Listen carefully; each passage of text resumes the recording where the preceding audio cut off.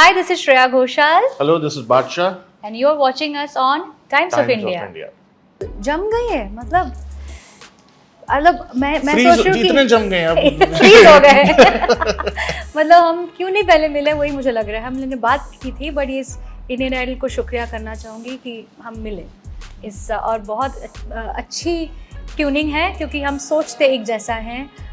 हमारी पूरी फ्रेटर्निटी के लिए बहुत सेक्रेट है और मैंने मम्मी को बोला कि मम्मी ऐसे ऐसे इंडियन आइडल के तो थोड़ा वो अच्छे तरीके से सरप्राइज मैं क्या but mummy you know I am not obviously not the best singer around. तो कहती कि एंड उन्होंने मतलब एक चीज़ बोली, चलो हर माँ के लिए अपना बेटा तो होता है, कहती तो वहाँ गाने की हैसियत से नहीं तो वहाँ सुनने की हैसियत से बैठ रहा है। So Arijit is like he has very openly spoken about it कि how अपनी आवाज़ को उन्होंने चेंज किया, how he has groomed himself in the time when सब सोचते कि नहीं मेरा तो कुछ नहीं हो रहा है। ऐसे लोगों के सामने गाया मैंने, उस्तादों मतलब गिरिजा देवी जी मतलब स्टॉलवर्ड्स ऑफ एवरी फील्ड जिनको जानने की उम्र ही नहीं थी मेरी, तो ignorance was bliss for me इसलिए मैं गा गई। अगर जानती ना तो शायद उतनी भी आवाज़ ना निकलती। माइक तो मेरा ऐसे रहता था, इतनी नर्वस होती थी मैं तब। आप देख लेना मेरे सारे वो वीडियोस, मेरी आंखें हमेशा झुकी रहती थी, मैं ऑडियंस भी नहीं देख सकती थी, मतलब आई was so nervous. I think वही कहीं तक वही बात उन तक पहुंच गई होगी कि that she is true to her art and वो जो कॉल आया it was absolutely surreal and change my life. That मैं संजय लीला भंसाली बोल रहा हूँ at call on the phone. तब तो लैंडलाइन हुआ करता ना, मोबाइल फोन्स कहाँ थे, नो कॉलर आईडी नथिंग। मैंने मैम का इंस्टाग्राम खोला और देखा मैम मुझे फॉलो कर रहे हैं। अरे अबे I follow for so long. हाँ तो मेरे को नहीं पता था कि, तो मतलब मेरे को पता ही नहीं था। मैं क्या hello everyone, welcome two times of India TV. मैं हूं विजया तिवारी और आज मेरे साथ हैं इंडियन आइडल 15 के जजेस श्रेया घोषाल और Badshah. Thank you so much for joining us. Thank you. And I just want to know कि new set of contestants, new season, तो कितना धमाल एक्सपेक्टेड है क्योंकि ऑफसेट्स तो हम देख रहे हैं, अभी मैं थोड़ी देर से ऑब्जर्व कर रही हूँ, ट्यूनिंग और एक वाइब तो जम गई है। बिल्कुल जम गई है मतलब मैं सोच रही हूँ कितने जम गए अब फ्रीज हो गए मतलब हम क्यों नहीं पहले मिले वही मुझे लग रहा है। हमने बात की थी बट इस इंडियन आइडल को शुक्रिया करना चाहूँगी कि हम मिले इस और बहुत अच्छी ट्यूनिंग है क्योंकि हम सोचते एक जैसा हैं। पर बहुत जो मज़ेदार बात है कि सारे जो कंटेस्टेंट्स आ रहे हैं वो बहुत ही मतलब बहुत टैलेंटेड, अपनी यूनिक वॉइस लेके आ रहे हैं, अपनी अलग सोच लेके आ रहे हैं। और मैं जिस तरह से उनसे बात करती हूँ या मैं उनको जिस तरह से जज करती हूँ, विशाल बहुत अलग तरीके से उनको गाइड करते हैं and Badshah is a very different perspective. So ये जो थोड़ा एक ताल और डाइवर्स है, वहाँ तो सब सेम जगह पे आती हैं। हम जब कोई ऐसा है कि वो तो श्योर शॉट है ही, उसमें तो हम यूनानिमसली झूमने लगते हैं।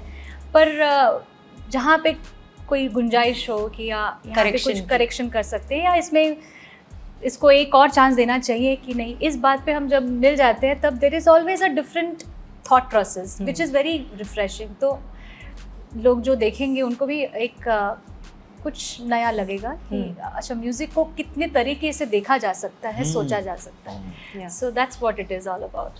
बादशाह, you have been on reality shows, लेकिन आपके लिए इंडियन आइडल पहली बार है, तो वो कैसा एक्सपीरियंस है अब तक का? क्योंकि कंटेस्टेंट्स छोटे छोटे सिटीज़ से आ रहे हैं अपने आंखों में एक सपना लेकर। आपने पहले भी टैलेंट जज किया है, लेकिन इंडियन आइडल के बारे में क्या कहेंगे? मैंने जब I'll be honest, मैंने मेरे पास ये आया तो मैंने कहा यार मतलब Indian Idol is something that is extremely sacred for all the musicians including मी।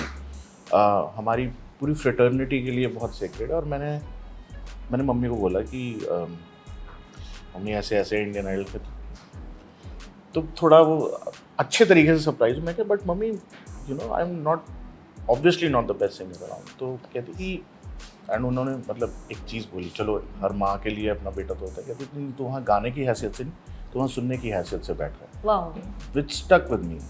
और कहा कि तेरा कान अच्छा है, तुझे पता है कि चीज़ें कैसे काम करती है, तो एक रिस्पॉन्सिबिलिटी है, उन्होंने कुछ सोचकर तुझे ये रिस्पॉन्सिबिलिटी दी है, वही सोचकर तुम्हें अपनी वो रिस्पॉन्सिबिलिटी पूरी करनी है। तो मेरे को थोड़ा ठीक लगा। फिर बाद में मुझे पता चला कि श्रेया मैम है साथ में, तो फिर खुश हो गया सारा कॉन्फिडेंस। तो प्लीज क्योंकि विशाल सर के साथ तो मेरी बातचीत होती रहती है, और sir has, a lot of people don't know it, but he has always been a guiding figure in my life. Music wise ही नहीं, you know, इंडस्ट्री में कैसे नेविगेट करना है, और सर हालांकि जानबूझ के ये कहते हैं कि I am not the best person to take advice from, but जब वो किसी और को एडवाइस देते तो बहुत सटीक एडवाइस देते हैं। बहुत सही। हाँ, एंड फिर श्रेया मैम साथ में थी, और पहले दिन जब मैं बैठा मुझे पता चला कि ये अगले 2-3 महीने मेरे बेस्ट होने वाले हैं लाइफ के। वाओ। जी हाँ, बस यही है जी। श्रेया मैम, आपकी कितनी यादें ताज़ा होती है? You started as a contestant on a reality show, और आपने कई सारी श्रेयाओं को एक प्रेरणा, एक इंस्पिरेशन दी कि you know reality show can be a platform जहाँ पे आपको कोई उस नज़र से देखेगा और कास्ट करेगा यू नो अपने गाने के लिए। आपके साथ वो चमत्कार हुआ, मैजिक हुआ, और वो कई आगे के जनरेशंस के लिए भी हुआ, जब हमने देखा कि विनर्स नहीं भी बने, चाहे वो अरिजीत हो या कोई और, उनको मौका मिला रियलिटी शोज से। आप क्या कहेंगे उस पर? एक्चुअली फॉर ऑडियंसेस ये ऐसा एक प्लेटफॉर्म है जहाँ पे हुनर सुनाई देता है, आप देख सकते हैं। तो ये प्लेटफॉर्म कोई भी आर्टिस्ट क्यों ना यूज़ करे, एक्सप्लॉइट करेगा ही। तो वो एक बहुत बड़ा मौका इंडियन आइडल है, और जब मैं आई थी तब वो बहुत थोड़ा अलग, सिस्टम ही अलग था, वो थोड़ा ओनली जजेस बेस्ड शो था, रियलिटी वाला एंगल आया नहीं था उसमें। हाँ।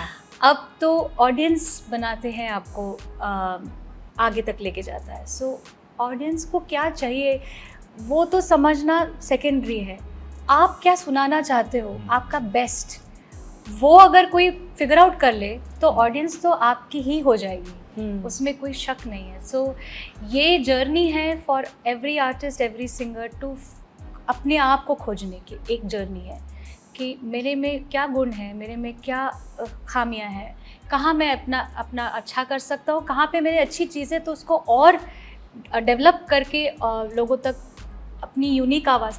और एक और चीज़ होता है कि मैंने जो लास्ट सीज़न में भी देखा था, इस बार भी मुझे ऐसा लग रहा है वही होगा कि ऐसे बार बहुत होते हैं कि अंडरडॉग्स होते हैं कुछ, जिनको आप सोचते हो ना कि नहीं ये तो ओके है, मॉडरेट, उसकी जो ग्रोथ होती है ना, suddenly with in 2-3 episodes you will see that ये क्या है। सो ये जो चीज़ है, सीखने की इच्छा रखना, पैशन रखना कि नहीं I am here.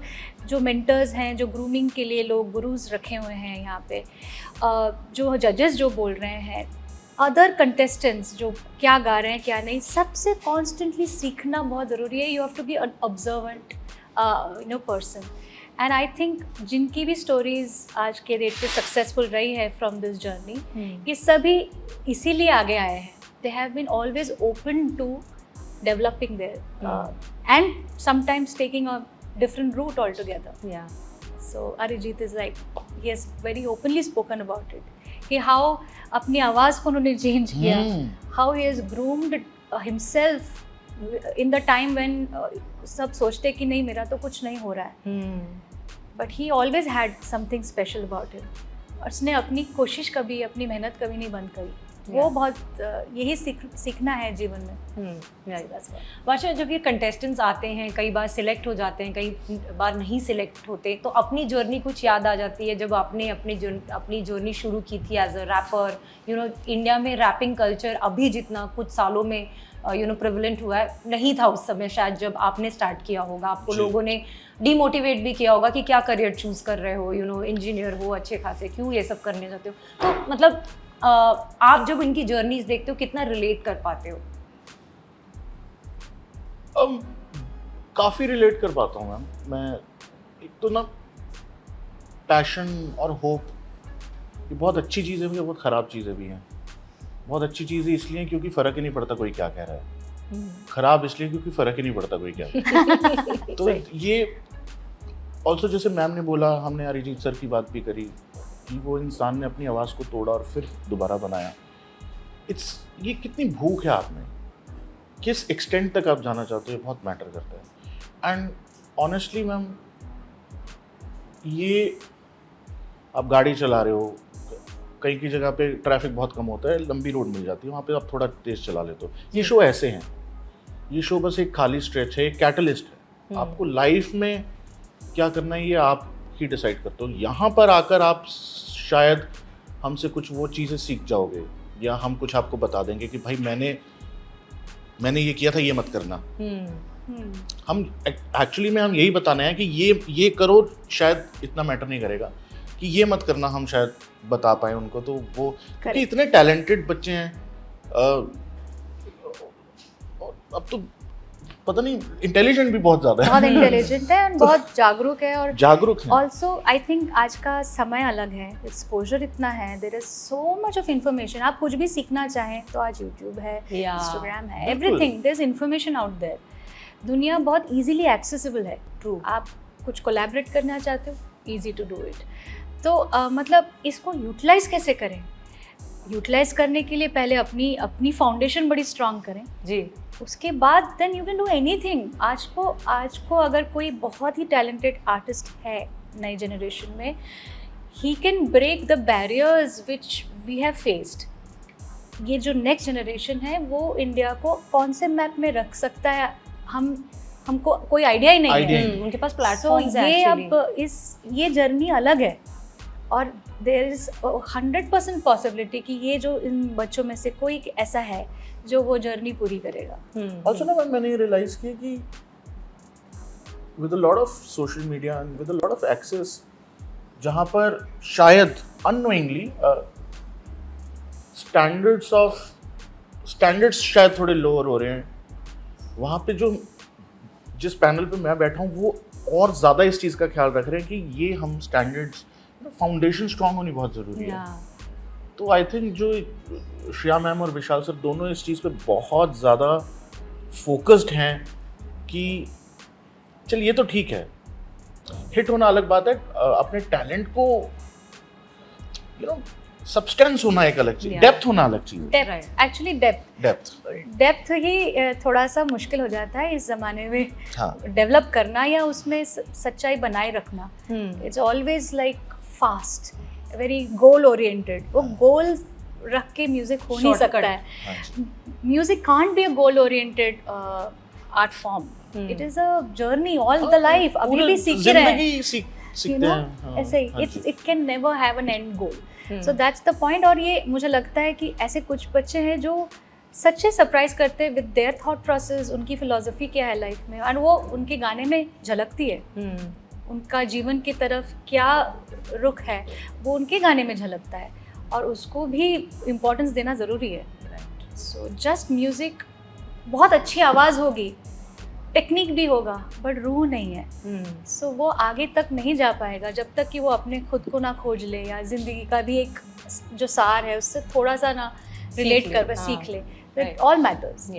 But Shreya ma'am, आपने जब जर्नी स्टार्ट की थी, आपको याद है कि आप ऐसे लोगों के पैनल में जज हो रही थी जो दिग्गज है अपने, बाप रे बाप। तो आपके लिए कितना डिफरेंट था, कितना मुश्किल था, और ये कहूँगी कि इतना नर्वस फीलिंग वाला भी था कि और कभी कोई ऐसा आर्टिस्ट था जिनके सामने आपने आपने बोला थैंक गॉड कि मुझे इनके सामने जज, मतलब वो मुझे जज नहीं कर रहे हैं? नहीं, मतलब मैंने तो I have seen the biggest जजेस पॉसिबल। मतलब उनके सामने जो मैंने गा दिया वो तो मेरा तो करियर का जो सब सोचते ना कि मैं ज़िंदगी में ये करना चाहूँगा, वो तो डे 1 में मेरा बकेट लिस्ट पूरा हो गया था। सो अब सबसे अच्छी बात ये थी कि मुझे नहीं पता था कि कौन लोग हैं। मैं इतनी छोटी थी उस वक्त, मुझे नहीं मालूम थे, ज़्यादातर लोगों को मैं जानती ही नहीं थी। उनके बारे में बाद में जाना मैंने, और मैं फिर सोचती रही कि मैंने अनिल विश्वास जी, जिनको क्या भीष्म पितामह माना जाता है म्यूज़िक कंपोजर्स में, पहले फिल्म के म्यूज़िक कंपोजर्स में वो नौशाद साहब, ऐसे लोगों के सामने गाया मैंने। उस्तादों, मतलब गिरिजा देवी जी, मतलब स्टॉलवर्ड्स ऑफ एवरी फील्ड, जिनको जानने की उम्र ही नहीं थी मेरी। तो ignorance was bliss for me. इसलिए मैं गा गई। अगर जानती ना तो शायद उतनी भी आवाज़ ना निकलती। माइक तो मेरा ऐसे रहता था, इतनी नर्वस होती थी मैं तब। आप देख लेना मेरे सारे वो वीडियोस, मेरी आंखें हमेशा झुकी रहती थी, मैं ऑडियंस भी नहीं देख सकती थी। But I was so nervous. फिर भी कैसे आवाज़ निकल गई, God only knows. But the fact is God has been with me. बस उस वक्त भी कहीं ना कहीं से ऊपर वाला एक मुझे पावर देता रहा कि नहीं, you will still make it. I think वही है, I want to give that same feeling of comfort to, हम सब ये चाहते हैं कि वो लोग ना नर्वस ना हो जाए कि ये होता है द मोमेंट यू, और स्पेशली आप किसी को बहुत आइडलाइज करते हो, सामने बैठा हो वो पर्सन, वो इग्नोरेंस नहीं है ना आज के डेट पे। I wish they did not know us, तो फिर बहुत अच्छा कर जाए। पर कुछ लोग होते हैं कि उस इंस्पिरेशन से कमाल भी कर जाते हैं, बिकॉज उनको लगता है कि वो तो मेरे फेवरेट्स बैठे हुए हैं और मुझे प्रूव करना है, हाँ मेरे ही दोस्त हैं, I think I will do my best. So it can work in your favor or not. Yeah. It's like up to them. You know, lastly, जब वो 16 साल की श्रेया को संजय लीला बंसाली ने डिसाइड किया कि I want to use this voice अपने heroines के लिए, तो वो फीलिंग कैसी थी, कुछ याद है फ्लैशबैक? अनरियल, मेरे जीवन में ज़्यादातर सारी अनरियल चीज़ें ही हुई हैं, और सच में, क्योंकि कोई भी प्लानिंग से कोई चीज़ करी ही नहीं है, सब कुछ होती गई। एक ही चीज़ था कि म्यूज़िक करना है, म्यूज़िक में मेरा बहुत अच्छा लगता है, it's something that gives me full satisfaction. I think वही कहीं तक वही बात उन तक पहुंच गई होगी कि that she is true to her art, and वो जो कॉल आया it was absolutely surreal and change my life, that मैं संजय लीला भंसाली बोल रहा हूँ at call on the phone. तब तो लैंडलाइन हुआ करता ना, मोबाइल फोन्स कहाँ थे, no caller ID, nothing. It's like I still can't believe it. अब जब आप दोनों की जान पहचान हो गई है, मतलब ऐसे एज जजेस, तो कुछ कोलैब हमें करते हुए आप लोग नजर आएंगे? मैंने मैम का ना, बहुत लोगों को शायद नहीं पता, बट मैंने मैम का एक गाना सुना था, पता नहीं मैम को भी याद होगा कि मैम ने गाया था या नहीं, पार्टनर्स इन राइम के साथ एक गाना आया था, मुझे सीने से लगा दे सच में। ओके। ओह हाँ, तो मैंने जब वो सुना था तो मैंने कहा यार ये, तो उस टाइम मैं पढ़ता था श्रेया घोषाल, फिर बाद में मैंने ओ ये क्या हुआ, ये क्या हुआ, हाँ ये क्या हुआ, तेरे हाँ, मेरे, हाँ वो वाला, उसमें नहीं, आपने वो नहीं गाया था, मुझे सीने से लगा सच में, मुझे सीने से लगा दे, एग्जैक्टली आपको याद नहीं है, मुझे याद है। तो वो इतना प्यारा गाना था, उस एक पार्टनर्स इन राइम हैं, काफी अच्छे कंपोजर्स रहे हैं यूके के, प्रोग्रामर्स रहे हैं, हरदीप और प्रेमपाल। तो तब मैंने सुनी, मैंने कहा ये आवाज़ बहुत ही खतरनाक है, तो मेरा तो तब से ड्रीम था, तो मैंने बीच में हिम्मत करके फिर मैम को भेज दी, बट मेरी मैंने मैम का इंस्टाग्राम खोला और देखा मैम मुझे फॉलो कर रहे। ओह अरे अबे I follow for so long. हाँ तो मैंने, मेरे को नहीं पता था, रियलाइजेशन नहीं था, तो मतलब मेरे को पता ही नहीं था, मैं कहा तो फिर तो मुझे लगा कि हाँ थोड़ा बहुत चांस है, but no actually he is being very kind. Badshah के साथ काम करने की मेरी बहुत दिनों से इच्छा थी, बट बिकॉज एक होता है रैपिंग, तो एक अलग आर्ट फॉर्म है, but he brings both the worlds together.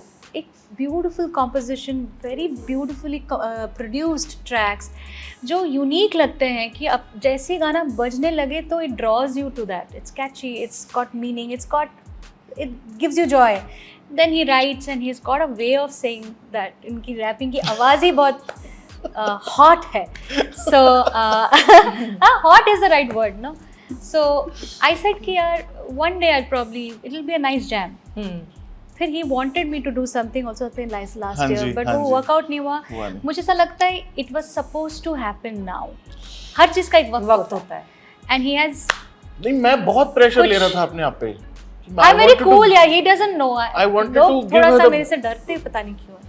नहीं मतलब आप you know when you work with your one of your idols, you know you want to, आप अच्छे गाने भी आपको फीके लगते हैं कि नहीं यार, नहीं यार, बट लाइक फिर जब मैंने मैम का इमी सुना, जब उसकी रेंडेशन सुनी, मैं यार तो you know you get ideas, तो you know through this, no people through their singing and style, and then like कि मिलना भी जरूरी था। हाँ आई थिंक उससे अब वाइब चेक हो गया मेरी यार। बहुत नहीं तो मतलब मैं क्या ही बोलूं, मैं I have no words.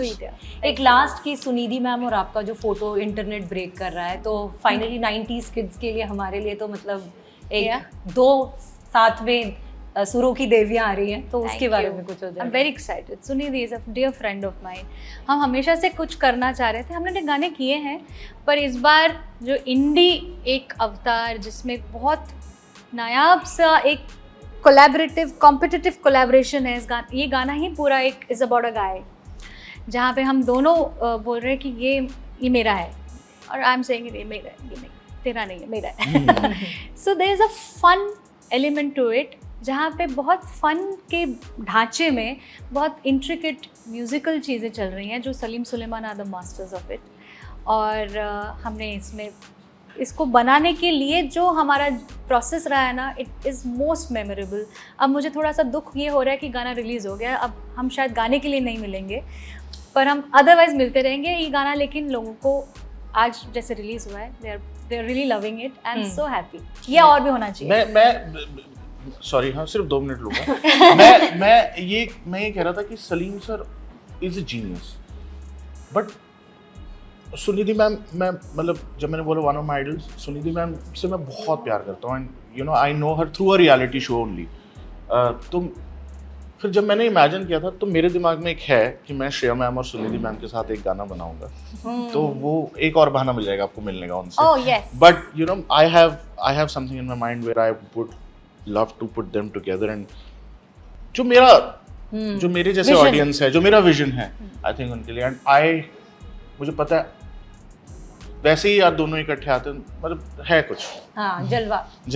I think it's time, because हम दोनों अपनी लाइफ्स को बड़ा एंजॉय कर रहे हैं इस वक्त. अभी तक ना हम बहुत अपनी ज़िंदगी में ना बहुत काम कर रहे हैं. बहुत काम किया है, काम ही काम किया है. दिन के 5-5, 6-6 गाने गाए हैं. Shows like it was not tough to, मतलब it was tough to come to where we are today. तो अब जाके we are making life choices. So I think it was the right time for us to come together as Sunidhi and Shreya. We are contemporaries. एक ही time पे हम आए हैं. 20 साल से ज़्यादा, 25 साल से हम लोग इंडस्ट्री में काम कर रहे हैं. हम ग्रो अप हुए हैं लिटरली यहाँ पर. अब वक्त आया है कि हम इंजॉय कर रहे हैं अपनी इस जगह को, हमारे इस दोस्ती को. इस दोस्ती को भी बड़ा अलग सी दोस्ती है, इसको क्या ही नाम दें. So we are also discovering it, and like people like Badsha, then Salim Suleman, they just fuel us. I see you. करो एक गाना, करो. क्योंकि हमको तो ये सब बहाने चाहिए करने के लिए. So we will do definitely with Badsha another one, I guess.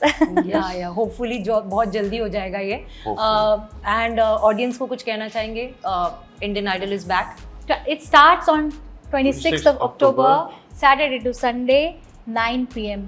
देखना मत भूलना, Indian Idol season 15. Sony Entertainment Television. Yes. Thank you so much, ma'am.